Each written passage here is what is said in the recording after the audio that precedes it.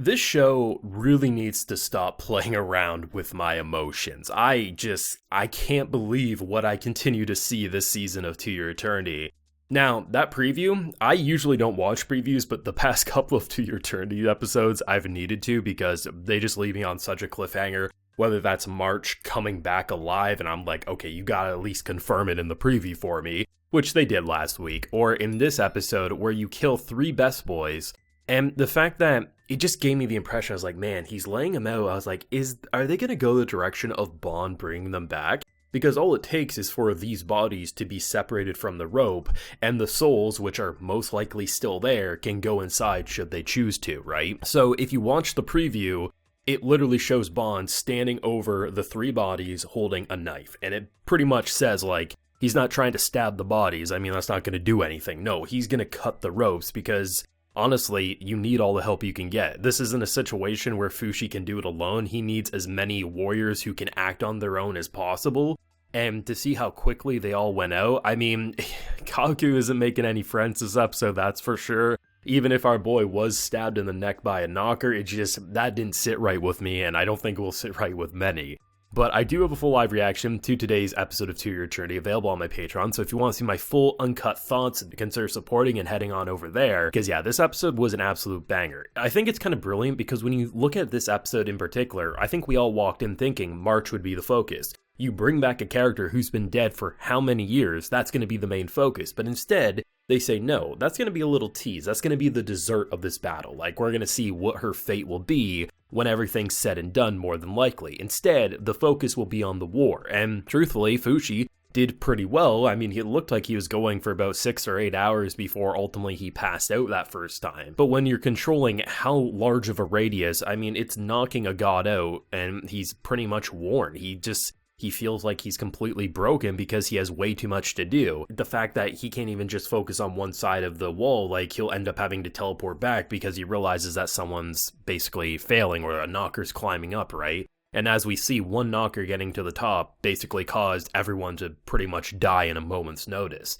But to see how just the fact of the matter was, you literally drop your guard in such a way because I expected probably all of them to eventually die. Here's the thing, we're following an immortal character. Everyone he knows will eventually die. But in this battle, a couple of them, absolutely. The fact that they did it in such a quick way, where Fushi's already feeling like garbage, he's like 59 are dead, now 60 are dead. He has to feel every person feeling like he cost 60 people their lives. Obviously, we can look at it objectively and say, only 60 died when easily we could have all died in a moment's notice had we not prepared like this. But no one can tell someone who feels people's lives slip away that he shouldn't feel like garbage, because everyone with a heart would. But the fact that they went the direction of him waking up and just learning that the teeth, man, the teeth was just such a brutal wake up. Like, he literally woke up from a nightmare and looked at our boy's teeth and realized what happened. And then to see it wasn't just one, it was all 3 of them. It was pain. It was absolutely pain. I'm surprised they didn't add Bond to the equation. The only reason they didn't is because no one would have thought to cut the ropes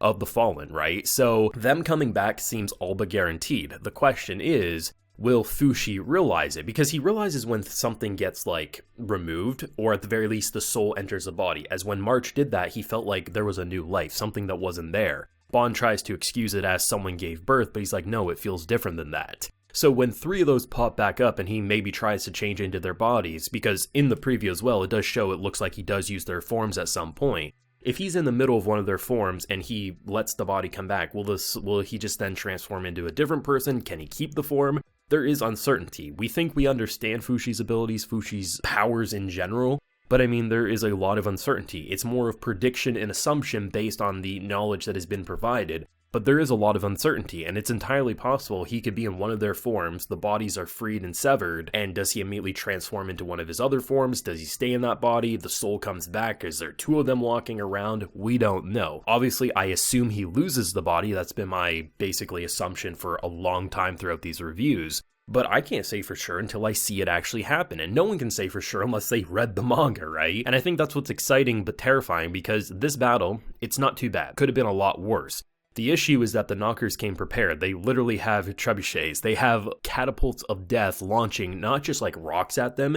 When they crack open, there's this one moment, it's about 3 to 4 minutes before the death starts really piling on, it cracks and you can see knockers inside. So they're literally launching eggs of knockers, and all they can do is launch right back. Not working until they start using the fire, because unless you squish them perfectly, it's not going to kill them. You might destroy their weaponry, but you're not going to destroy them. But once they start burning, it's a different story. But to see the level of tactics and strategy, like, this could have easily just been them invading a town, but instead they used technology. They used the intelligence and the craftsmanship of this world and mimicked it, similar to how Fushi mimics things.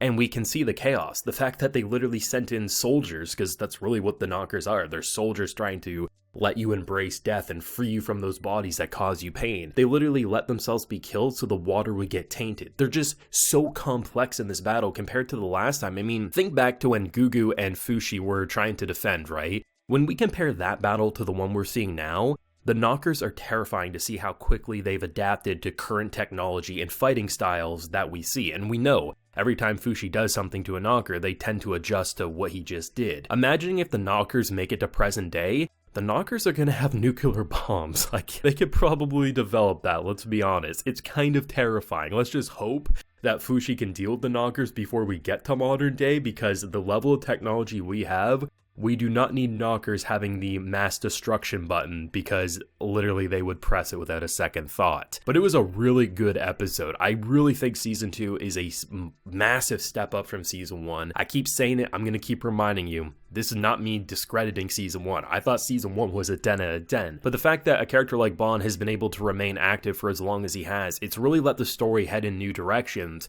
And with the concept of revival and what's right or wrong, Bond seemingly is in a predicament where he recognizes, I mean, bringing these 3 soldiers back probably is the only way to go about it, because Fushi's one step away from passing out again, and the less soldiers, the less talented soldiers you have, how are you going to protect your immortal, who literally is now bleeding and seemingly hurting himself? I think it's easy to argue, well, he's an immortal, he's not actually gonna die, but I do have to wonder, is there a way for Fushi to push himself to the point that he actually breaks himself? Stuff stops working, and in return, he's no longer the immortal we come to know and love. It's a general fear that is real, but what an episode. I mean, just when you think you know exactly what an episode's going to deliver, you think you're going to come in, see Marsh run up to Fushi, give a big hug, and probably get killed before his eyes for a second time. Instead, they just say that's not even the main focus yet. We got way more fish to fry first. And to see the ranging opinion from soldiers being confident and happy and giving it their all, seeing soldiers who are like, oh, I thought this was a battlefield. Oh, no one's even coming to fight. What a boring job. Like,